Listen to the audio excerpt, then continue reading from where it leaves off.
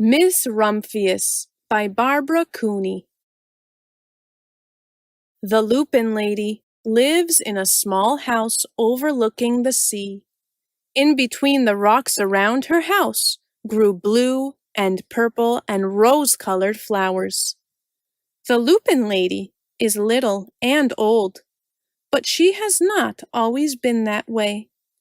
I know, she is my great-aunt, and she told me so. Once upon a time, she was a little girl named Alice, who lived in a city by the sea. From the front stoop, she could see the wharves and the bristling masts of tall ships. Many years ago, her grandfather had come to America on a large sailing ship. Now, he worked in the shop at the bottom of the house, making figureheads for the prows of ships and carving Indians out of wood to put in front of cigar stores. For Alice's grandfather was an artist. He painted pictures, too, of sailing ships and places across the sea. When he was very busy, Alice helped him put in the skies. In the evening, Alice sat on her grandfather's knee and listened to his stories of faraway places. When he had finished, Alice would say, "When I grow up, I too will go to faraway places. And when I grow old, I too will live beside the sea." "This is all very well, little Alice," said her grandfather, "but there is a third thing you must do." "What is that?" asked Alice. "You must do something to make the world more beautiful," said her grandfather.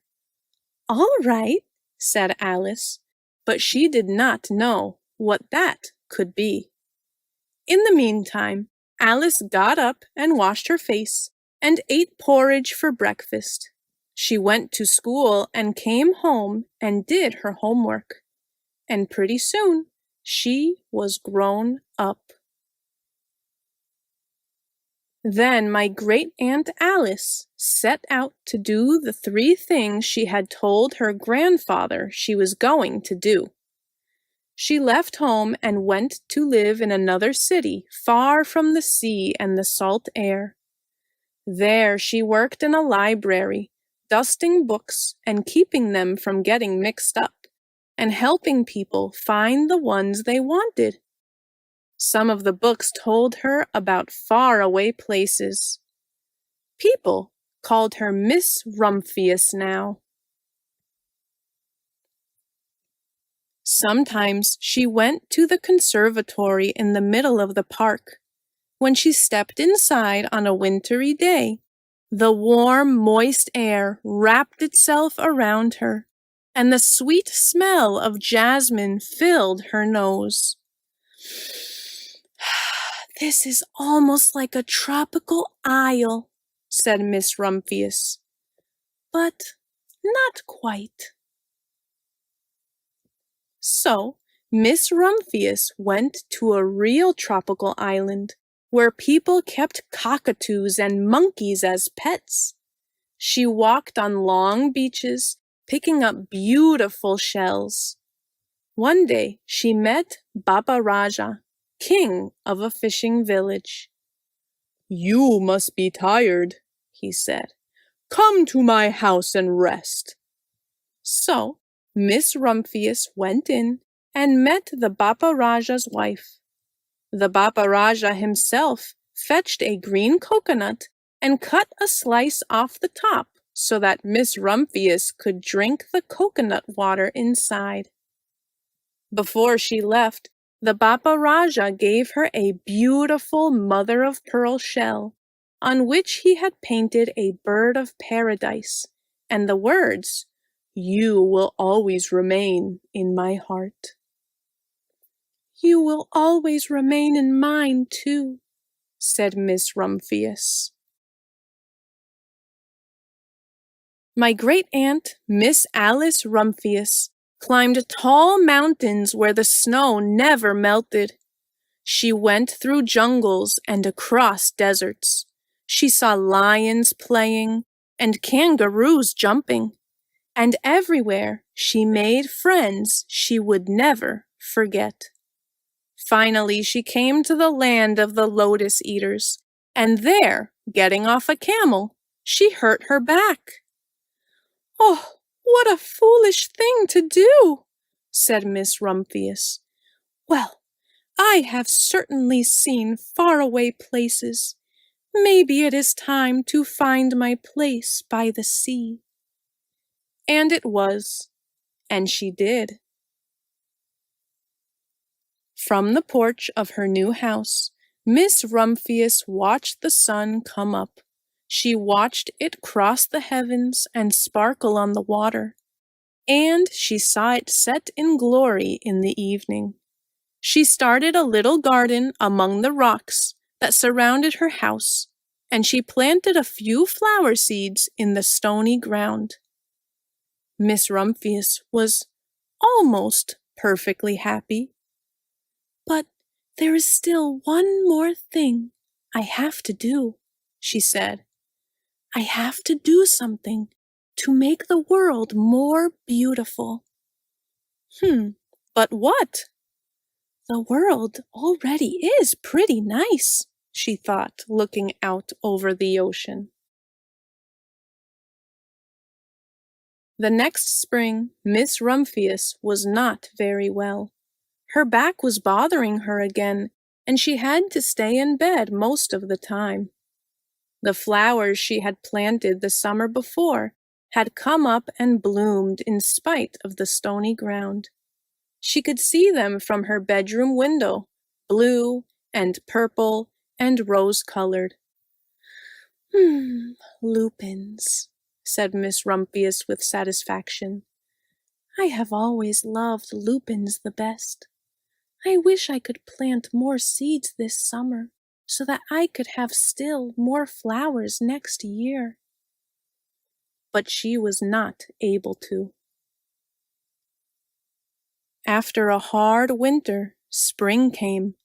Miss Rumphius was feeling much better. Now she could take walks again. One afternoon, she started to go up and over the hill, where she had not been in a long time. "I don't believe my eyes!" she cried when she got to the top. For there, on the other side of the hill, was a large patch of blue and purple and rose-colored lupines. "It was the wind," she said as she knelt in delight. "It was the wind that brought the seeds from my garden here, and the birds must have helped." Then Miss Rumphius had a wonderful idea. She hurried home and got out her seed catalogs. She sent off to the very best seed house for 5 bushels of lupin seed. All that summer, Miss Rumphius, her pockets full of seeds, wandered over fields and headlands sowing lupins. She scattered the seeds along the highways and down the country lanes. She flung handfuls of them around the schoolhouse and back of the church. She tossed them into hollows and along stone walls. Her back didn't hurt her any more at all. Now, some people called her that crazy old lady. The next spring, there were lupins everywhere. Fields and hillsides were covered with blue and purple and rose-colored flowers. They bloomed along the highways and down the lanes. Bright patches lay around the schoolhouse and back of the church. Down in the hollows and along the stone walls grew the beautiful flowers. Miss Rumphius had done the third, most difficult thing of all. My great-aunt Alice, Miss Rumphius, is very old now. Her hair is very white. Every year, there are more and more lupins. Now they call her the Lupine Lady. Sometimes my friends stand with me outside her gate, curious to see the old lady who planted the fields of lupins. When she invites us in, they come slowly. They think she is the oldest woman in the world. Often she tells us stories of faraway places. When I grow up, I tell her, I too will go to faraway places and come home to live by the sea. That is all very well, little Alice, says my aunt. But there is a third thing you must do. What is that? I ask. You must do something to make the world more beautiful. All right, I say. But I do not know yet what that can be.